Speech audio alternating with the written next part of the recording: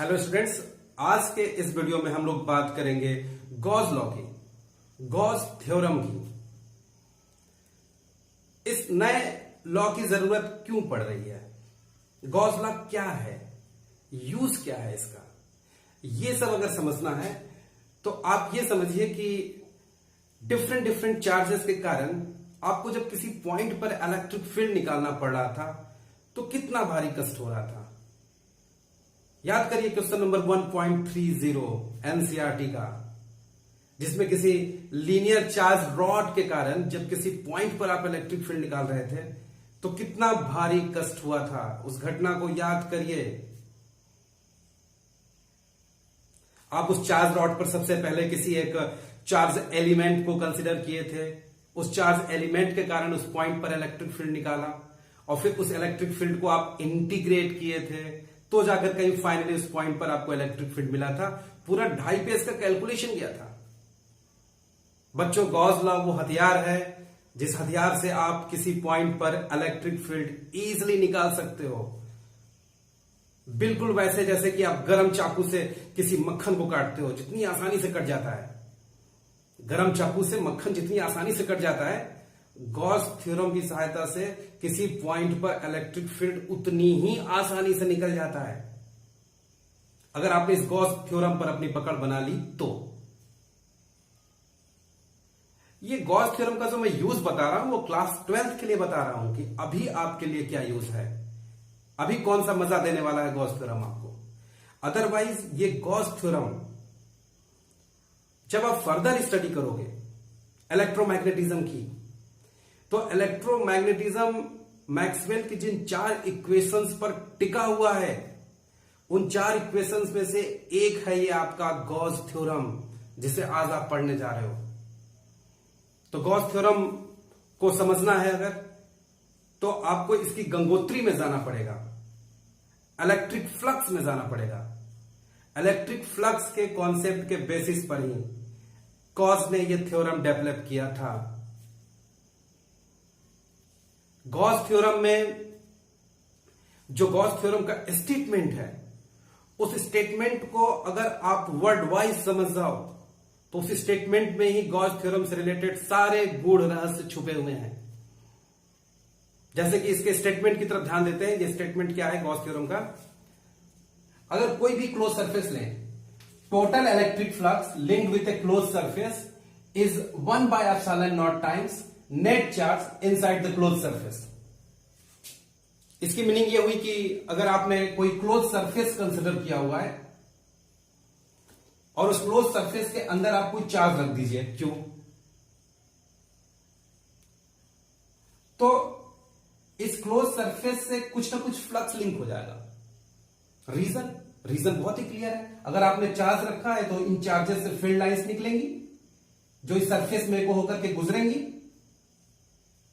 और जब किसी सरफेस में को होकर के इलेक्ट्रिक फील्ड लाइंस गुजरती हैं, दैट मीन्स उस सरफेस से फ्लक्स लिंक हो जाता है।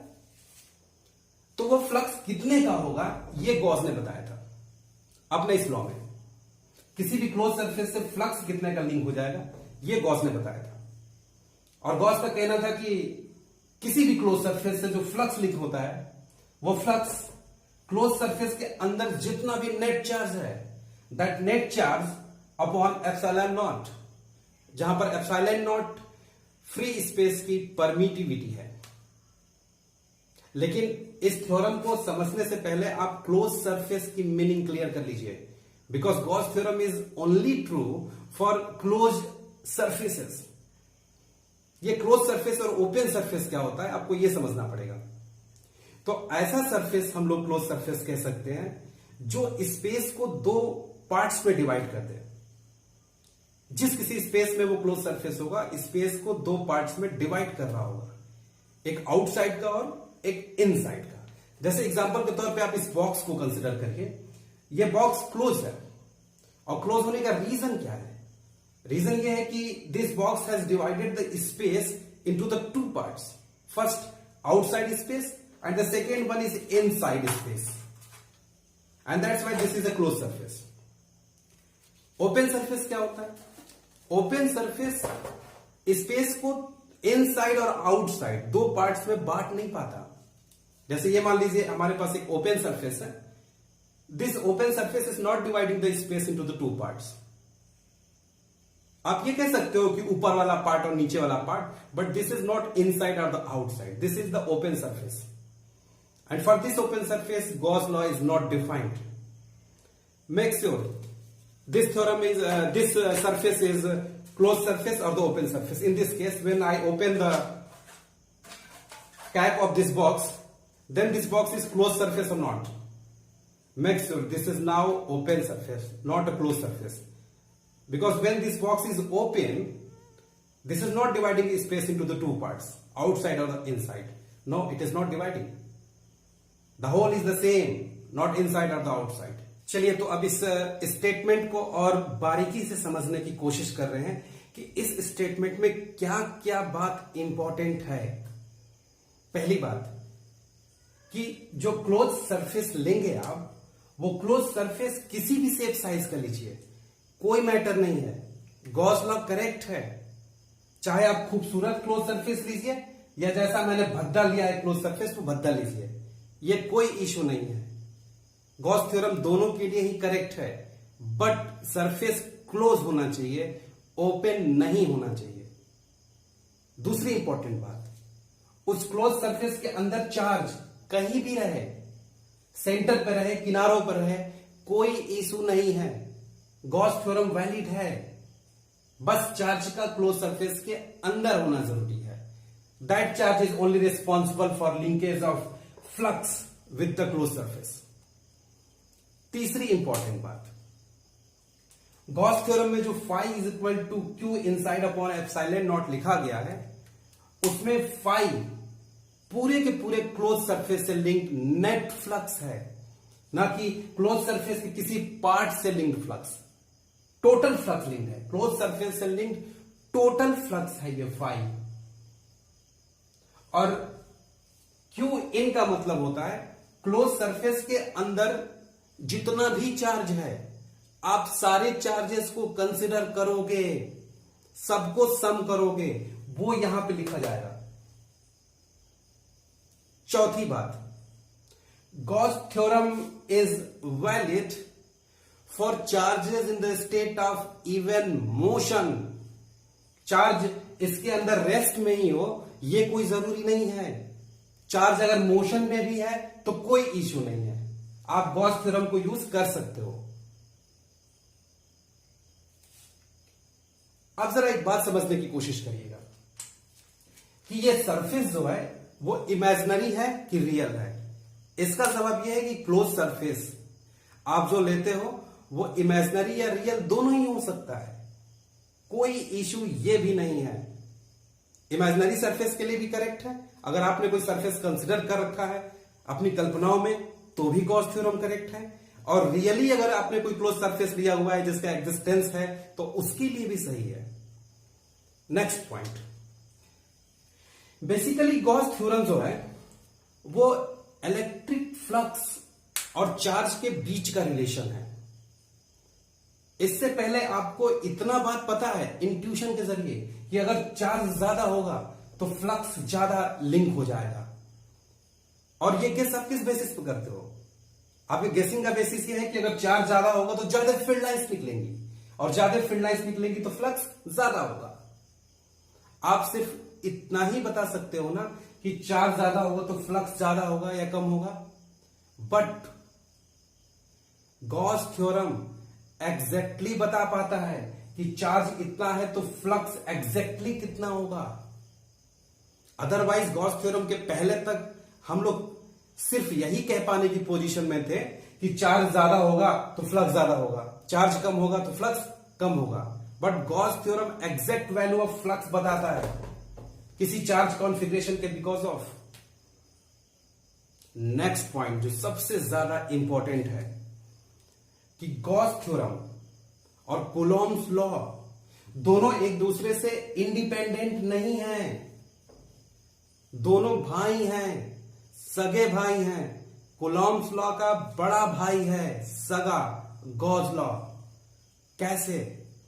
कूलॉम्स लॉ की सहायता से आप गॉस थ्योरम को प्रूफ कर सकते हो, और गॉस थ्योरम की सहायता से आप कूलॉम्स लॉ को प्रूफ कर सकते हो.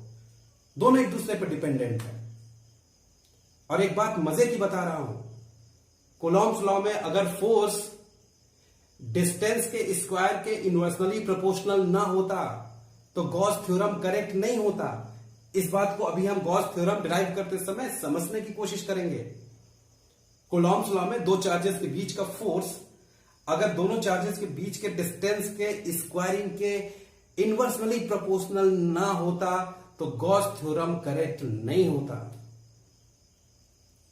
और सबसे इंपॉर्टेंट बात, सबसे ज्यादा मजे की बात, कि गॉस थ्योरम को मैं बड़ा भाई कह रहा हूं कूलॉम्स लॉ का, सगा तो है बट गॉस थ्योरम को बड़ा कह रहा हूं। बड़ा मैं इसलिए कह रहा हूं क्योंकि कूलॉम्स लॉ की सहायता से किसी चार्जेस को हम लोग जब रेस्ट में था तभी डील कर पाते थे, बट अभी अभी मैं कह रहा हूं कि गॉस लॉ में चार्जेस अगर मोशन के स्टेट में है तब भी आप डीलिंग कर सकते हो।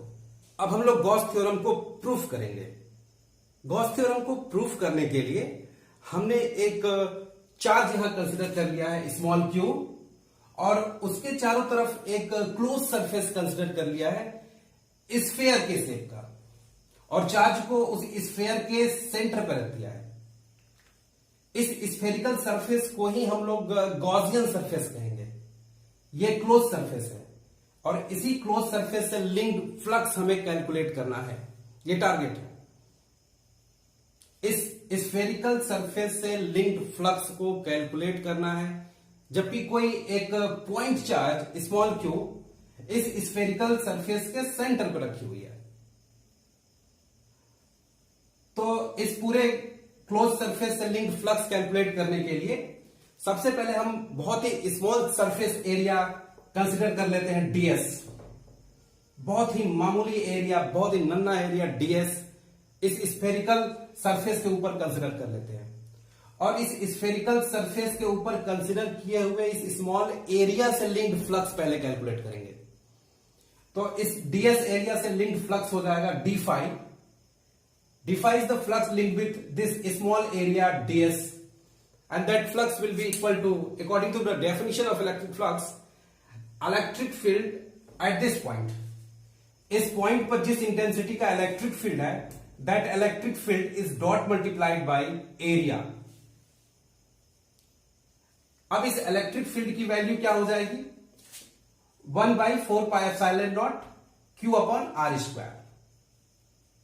इलेक्ट्रिक फील्ड की वैल्यू हमने रख दी यहां पर, इस पॉइंट पर, इस चार्ज के कारण जितना भी इलेक्ट्रिक फील्ड है उस इलेक्ट्रिक फील्ड की वैल्यू हमने यहां पर रख दी, is multiplied by ds into cos theta. जहां पर थीटा क्या होता है? थीटा बच्चों एरिया वेक्टर और इलेक्ट्रिक फील्ड के बीच का एंगल होता है।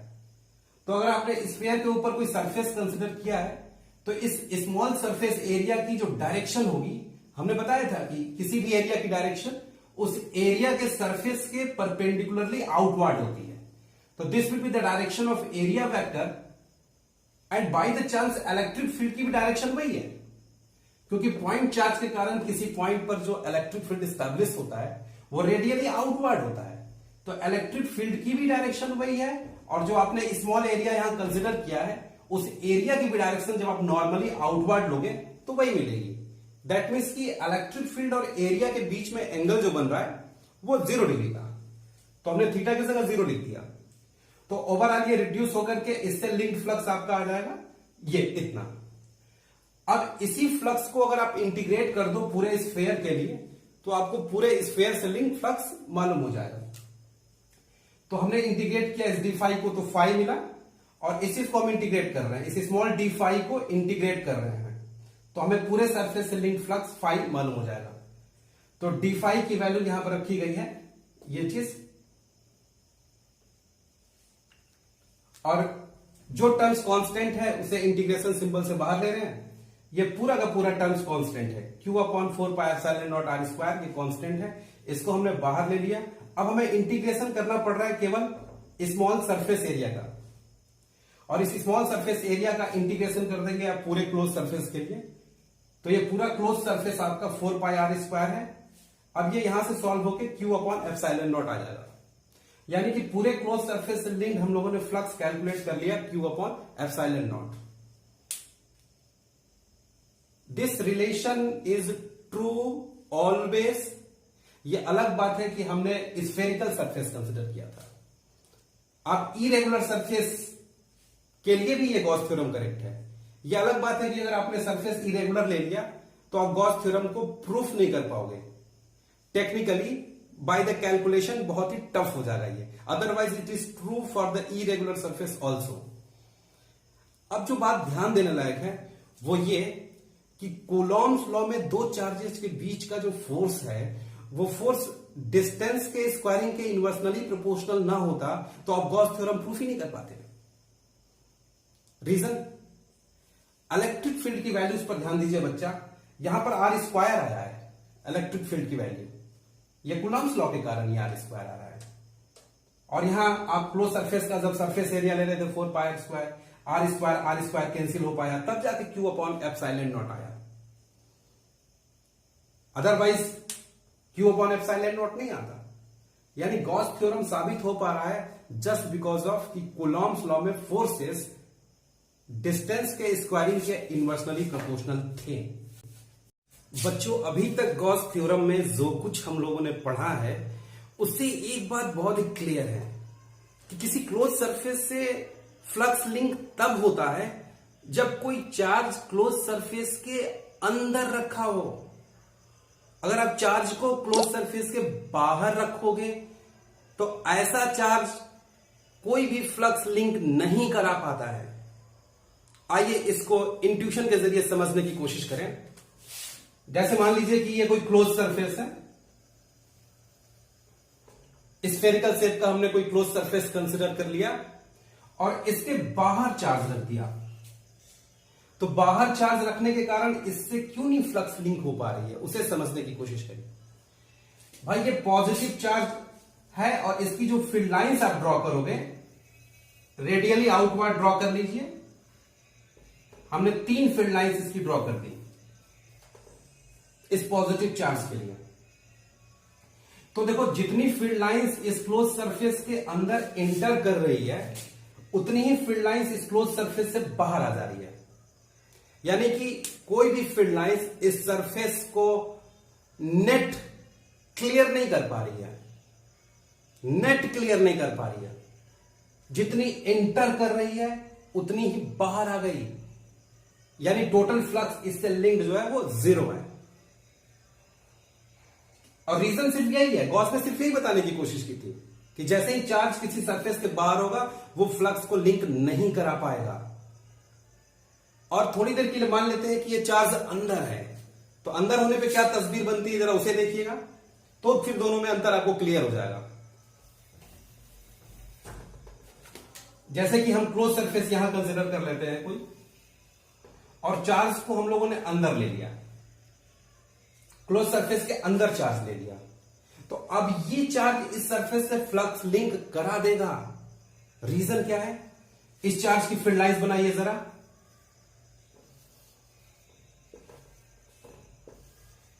इस चार्ज की फील्ड लाइंस हमने बना दी। अब ये ध्यान दीजिएगा, इस चार्ज की हमने 4 फील्ड लाइंस बनाई है। चारों के चारों फील्ड लाइंस इस क्लोज सरफेस से बाहर ही आ रही है, चारों की चारों बाहर आ रही है, इसलिए इस बार इससे फ्लक्स लिंक है। चलिए इस चीज को और दूसरे तरीके से समझने की कोशिश करते हैं। चलिए इसी बात को अब एक और एग्जांपल से समझने की कोशिश करें कि चार्ज का क्लोज सरफेस के अंदर रहना क्यों जरूरी है क्लोज सरफेस से फ्लक्स को लिंक होने के लिए। जैसे कि मान लीजिए कि कोई यूनिफॉर्म इलेक्ट्रिक फील्ड एस्टैब्लिश्ड है यहां पर, और इस यूनिफॉर्म इलेक्ट्रिक फील्ड के अंदर एक सिलेंड्रिकल क्लोज सरफेस हम कंसिडर कर रहे हैं। हमने जो क्लोज सरफेस कंसिडर किया वो सिलेंडर के शेप का, ये सिलेंड्रिकल क्लोज सरफेस हमने कंसिडर कर लिया, और ये cylindrical close surface uniform electric field के अंदर रखी हुई है। इस क्लोज सरफेस से लिंक्ड फ्लक्स कैलकुलेट करना चाहते हैं। तो यूं तो ये कॉमन सेंस की बात है कि इस क्लोज सरफेस के अंदर हमने कोई चार्ज नहीं रखा है और इसलिए इससे लिंक्ड फ्लक्स जीरो होगा गॉस लॉ के अकॉर्डिंग। लेकिन हम लोग फ्लक्स के फार्मूले से फ्लक्स कैलकुलेट करने जा रहे हैं, और ये एक यहां पर बहुत ही स्पेशल बात है। और बात ये कि क्लोज सरफेस के अंदर चार्ज भले ही नहीं है, बट क्लोज सरफेस के बाहर चार्ज है। आपको सिनेरियो में दिख नहीं रहा है बाहर चार्ज, बट बाहर चार्ज है। ये बात हम लोग कैसे कह सकते हैं? क्योंकि इलेक्ट्रिक फील्ड स्टैब्लिश्ड है, और इलेक्ट्रिक फील्ड बिना चार्ज के स्टैब्लिश नहीं हो सकती। और इससे हमें लगता है ऐसा कि क्लोज सरफेस के बाहर चार्ज रखा है, और उसी क्लोज सरफेस के बाहर रखे हुए चार्ज की इलेक्ट्रिक फील्ड के अंदर ये क्लोज सरफेस रखा गया है। तो चलिए आइए इससे लिंक्ड फ्लक्स कैलकुलेट करते हैं। तो तीन सरफेस इसमें कंसीडर कर लीजिए इस क्लोज सरफेस में। ये वाली एक सरफेस, एक ये वाली सरफेस, और एक कर्व्ड सरफेस। तीन सरफेस है इस सिलेंड्रिकल सरफेस में। तो इससे लिंक्ड फ्लक्स φ1 पहले हम लोग कैलकुलेट करें। इस सरफेस से लिंक्ड फ्लक्स φ1, तो फ्लक्स का फार्मूला होता है electric field is multiplied by area is multiplied by cos theta. तो इससे लिंक्ड फ्लक्स, अब चूंकि इलेक्ट्रिक फील्ड तो यूनिफॉर्म है, तो ये सरफेस जहां पर रखी गई है, इस सरफेस पर भी इलेक्ट्रिक फील्ड ई ही होगी। इसका एरिया आप ए मान लीजिए, इंटू कॉस थीटा। थीटा का मतलब होता है इलेक्ट्रिक फील्ड और एरिया के बीच का एंगल। तो इस सरफेस पर जो इलेक्ट्रिक फील्ड है वो इस डायरेक्शन में है, इलेक्ट्रिक फील्ड इस डायरेक्शन में है, और एरिया की डायरेक्शन क्या लेंगे हम लोग? ये इलेक्ट्रिक फील्ड की डायरेक्शन है, और एरिया की डायरेक्शन हम लोग एरिया के प्लेन के परपेंडिकुलर आउटवर्ड लेते हैं। इलेक्ट्रिक फील्ड की डायरेक्शन यहां पर इस डायरेक्शन में है, और एरिया की डायरेक्शन इधर है। तो दोनों के बीच में जो एंगल मिल रहा है वो 180 है। तो अगर आप यहां पर 180 रख दोगे, तो आपको इससे लिंक्ड फ्लक्स, इस सरफेस से लिंक्ड फ्लक्स माइनस EA आ जाएगा। अब अगर आप इस सरफेस से लिंक्ड फ्लक्स कैलकुलेट करना चाहो, इस वाले से लिंक्ड फ्लक्स कैलकुलेट करना चाहो φ2, तो φ2 आपको मिलेगा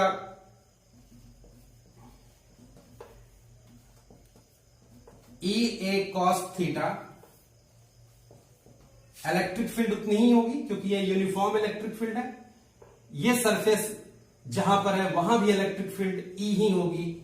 E एरिया, इसी एरिया के बराबर कॉस थीटा का मतलब होता है इलेक्ट्रिक फील्ड और एरिया के बीच का एंगल। तो इलेक्ट्रिक फील्ड की डायरेक्शन इधर है, और इस एरिया की भी डायरेक्शन इधर ही है, क्योंकि एरिया की डायरेक्शन हमेशा हम लोग किसी सरफेस के परपेंडिकुलरली आउटवर्ड लेते हैं। तो थीटा आपका यहां पर 0 डिग्री है, E और E के बीच का एंगल। तो φ2 इज इक्वल टू कॉस 0 की वैल्यू 1, तो ये आपका EA आ गया। यानी कि नेट फ्लक्स, इस क्लोज सरफेस से लिंक्ड नेट फ्लक्स आप जब निकालोगे फाई नेट, तो तीन सरफेसेस शामिल हैं, ये वाला सरफेस, ये वाला सरफेस और कर्व्ड सरफेस। इस कर्व्ड सरफेस से लिंक्ड फ्लक्स अगर आप φ3 मान लें, तो कर्व्ड सरफेस से लिंक्ड फ्लक्स φ3 0 होगा। 0 इसलिए क्योंकि कोई भी इलेक्ट्रिक फील्ड लाइंस इस सरफेस से होकर के गुजर नहीं रही है, कोई भी इलेक्ट्रिक फील्ड लाइंस इस कर्व्ड सरफेस से होकर के नहीं पास कर रही है। इलेक्ट्रिक फील्ड लाइन की डायरेक्शन क्या है? तो इससे लिंक्ड फ्लक्स कर्व्ड सरफेस से वो 0 है। तो नेट फ्लक्स अगर आप निकालोगे तो φ1 प्लस φ2 प्लस φ3 अगर करो तो ये आपको 0 मिल जाएगा। आप ऐड करके देखना तीनों फ्लक्सेस को, तो ये 0 मिलना, और 0 मिलना ही एक्सपेक्टेड भी था। इसलिए एक्सपेक्टेड था क्योंकि क्लोज सरफेस के अंदर हम लोगों ने चार्ज नहीं रखा था, और गॉस ने सिर्फ यही कहा था कि क्लोज सरफेस के अंदर अगर चार्ज नहीं है तो क्लोज सरफेस से लिंक्ड फ्लक्स 0 होगा। सबसे आखिरी में सबसे जरूरी सवाल, कि सुटेबल गॉसियन सरफेस किसे कहते हैं? जवाब बहुत ही सरल, आप किसी भी क्लोज सरफेस को सुटेबल गॉसियन सरफेस कह सकते हैं अगर उससे लिंक्ड फ्लक्स को कैलकुलेट करने में आपको फजीहत नहीं हो रही है। जिस क्लोज सरफेस से लिंक्ड फ्लक्स आप इजीली कैलकुलेट कर सको उसको हम लोग सुटेबल गॉसियन सरफेस कहते हैं। सवाल ये उठता है कि किसी क्लोज सरफेस से लिंक्ड फ्लक्स इजीली कैलकुलेट करने के लिए वो सरफेस कैसा होना चाहिए? किस क्लोज सरफेस से लिंक्ड फ्लक्स हम आसानी से कैलकुलेट कर पाएंगे, इसे समझिए एग्जांपल के जरिए। मान लीजिए कि आपके पास यहां पर कोई चार्ज है और इस चार्ज के चारों तरफ हमने एक स्फेरिकल सरफेस कंसीडर कर लिया, चार्ज को उसी स्फेयर के सेंटर पर रखा और एक स्फेरिकल सरफेस को कंसीडर कर लिया। तो इस स्फेरिकल सरफेस से फ्लक्स कैलकुलेट करना आसान है। वो आसान कैसे है, जरा इस बात को देखिएगा। इससे लिंक्ड फ्लक्स कैलकुलेट करने के लिए आप एक स्मॉल सरफेस एरिया मान लीजिए स्फेयर पे। आपने गॉस थ्योरम प्रूफ करने के लिए ये किया भी था और इस डीएस एरिया से लिंक्ड फ्लक्स पहले कैलकुलेट करिए, d5। तो आपको d5 मिल जाएगा। इस पॉइंट पर जो इलेक्ट्रिक फील्ड है is multiplied by area is multiplied by cos theta. अब जरा ध्यान दीजिए, थीटा की वैल्यू इस केस में 0 डिग्री है क्योंकि एरिया की भी डायरेक्शन है आउटवर्ड और इलेक्ट्रिक फील्ड भी इस पॉइंट पर मिलेगा आउटवर्ड ही। तो थीटा आपको 0 मिल रहा है और थीटा 0 मिल रहा है तो ये फ्लक्स इजीली कैलकुलेट हो जाएगा E इंटू ds, क्योंकि इलेक्ट्रिक फील्ड भी इस पॉइंट पर आप इजीली इस चार्ज के बिकॉज ऑफ निकाल सकते हो। अब अगर पूरे सरफेस से लिंक्ड फ्लक्स निकालना हो तो आप इसी d5 को इंटीग्रेट करेंगे। तो फाई निकालने के लिए जब आप इसे इंटीग्रेट करोगे पूरे सरफेस से लिंक्ड फ्लक्स निकालने के लिए, तो इलेक्ट्रिक फील्ड का एक्सप्रेशन बाहर आ जाएगा। यह इलेक्ट्रिक फील्ड बच्चों इसलिए बाहर आ पा रहा है क्योंकि इस सरफेस पे सिचुएटेड सभी पॉइंट्स पर इलेक्ट्रिक फील्ड सेम होगा, चार्ज से इक्वल दूरी पर है। इस सरफेस पे सिचुएटेड सारे ही पॉइंट्स चार्ज से इक्वल डिस्टेंस पर है, यानी कि इलेक्ट्रिक फील्ड की इंटेंसिटी सभी पॉइंट्स पर सेम होगी। तो आप जब पूरे सरफेस के लिए इंटीग्रेट कर रहे हो तो electric field will be constant, वो बाहर आ जाएगा और आप एरिया को इंटीग्रेट कर दोगे। तो इस एरिया को इंटीग्रेट करना आसान है, ये डीएस एरिया को इंटीग्रेट कर दोगे तो आपका ये 4πr² आ जाएगा और फ्लक्स बहुत ही आसानी से कैलकुलेट हो गया इस क्लोज सरफेस से लिंक्ड। और वो फ्लक्स क्यों आसानी से कैलकुलेट हो गया? 2 बड़े रीजन थे। रीजन नंबर फर्स्ट कि सरफेस पे सिचुएटेड सभी पॉइंट्स पर इलेक्ट्रिक फील्ड सेम था, जिसकी वजह से आप इलेक्ट्रिक फील्ड के एक्सप्रेशन को बाहर ले पाए। अदरवाइज ये इलेक्ट्रिक फील्ड सभी पॉइंट्स पर अगर अलग अलग होता तो आप इस इंटीग्रेशन सिंबल से इसे बाहर नहीं ले पाते और फ्लक्स कैलकुलेट करने में आपको दिक्कत होती पूरे सरफेस से। दूसरा पॉइंट जिसकी वजह से फ्लक्स आसानी से कैलकुलेट हो गया, एरिया की डायरेक्शन और इस पॉइंट्स पर इलेक्ट्रिक फील्ड की डायरेक्शन दोनों सेम थी। दोनों के बीच में अगर कोई एंगल बनता तो फ्लक्स निकालने में आपको फजीहत होती। जरा इस बात को समझने की कोशिश करिएगा। तो सुटेबल गॉसियन सरफेस होने के लिए कौन कौन सी प्रॉपर्टी सबसे बड़ी है? ऐसे किसी क्लोज सरफेस को हम लोग सुटेबल गॉसियन सरफेस कह सकते हैं जिससे लिंक हम लोग फ्लक्स आसानी से कैलकुलेट कर पाए। अब आसानी से फ्लक्स कैलकुलेट करने के लिए कौन सी कंडीशन जरूरी है, इसको दिमाग में बैठा लीजिए। आसानी से फ्लक्स कैलकुलेट करने के लिए पहली कंडीशन कि सरफेस पर सभी पॉइंट्स पर इलेक्ट्रिक फील्ड की वैल्यू सेम हो। दूसरी कंडीशन, सरफेस पर जो कोई भी आप सरफेस एरिया ले रहे हो उस सरफेस एरिया की डायरेक्शन और इलेक्ट्रिक फील्ड की डायरेक्शन दोनों सेम होनी चाहिए, या फिर एक दूसरे के अगर परपेंडिकुलर भी होगा तब भी फ्लक्स कैलकुलेट करने में दिक्कत नहीं आएगी। परपेंडिकुलर होगा इलेक्ट्रिक फील्ड और एरिया की डायरेक्शन तो फ्लक्स इजीली 0 हो जाएगा। और अगर परपेंडिकुलर ना हो तो सेम डायरेक्शन होनी चाहिए इलेक्ट्रिक फील्ड और एरिया की। तो आप इजीली किसी क्लोज सरफेस से लिंक्ड फ्लक्स कैलकुलेट कर सकते हो। अपनी बात मैं फिर रिवाइज कर दूं, बार बार रिवाइज कर दूं, क्योंकि ये बहुत ही काम आने वाला है आगे। किसी भी क्लोज सरफेस से लिंक्ड फ्लक्स आप आसानी से मालूम कर सकते हो। इसके लिए दो शर्तें बहुत जरूरी हैं। पहली, जो आपने क्लोज सरफेस लिया है उस क्लोज सरफेस पर सिचुएटेड सभी पॉइंट्स पर इलेक्ट्रिक फील्ड सेम हो, पहली चीज। दूसरी चीज कि उस क्लोज सरफेस पर जहां कहीं भी एक स्मॉल एरिया है उस एरिया के परपेंडिकुलर ही इलेक्ट्रिक फील्ड होनी चाहिए, या फिर पैरेलल हो। परपेंडिकुलर होगी तो फ्लक्स जीरो हो जाएगा और पैरेलल होगी तो थीटा जीरो होगा, आपको थीटा परेशान नहीं करेगा और फ्लक्स आप आराम से कैलकुलेट कर पाओगे। सबसे बड़ा सवाल जाते जाते आखिरी में, इससे ज्यादा मैं परेशान नहीं करूंगा, और सवाल ये कि Gauss theorem is always useful और not? And the answer is Gauss theorem is always true, and whether it is useful or not, it depends on you, whether you are able to choose a suitable Gaussian surface or not.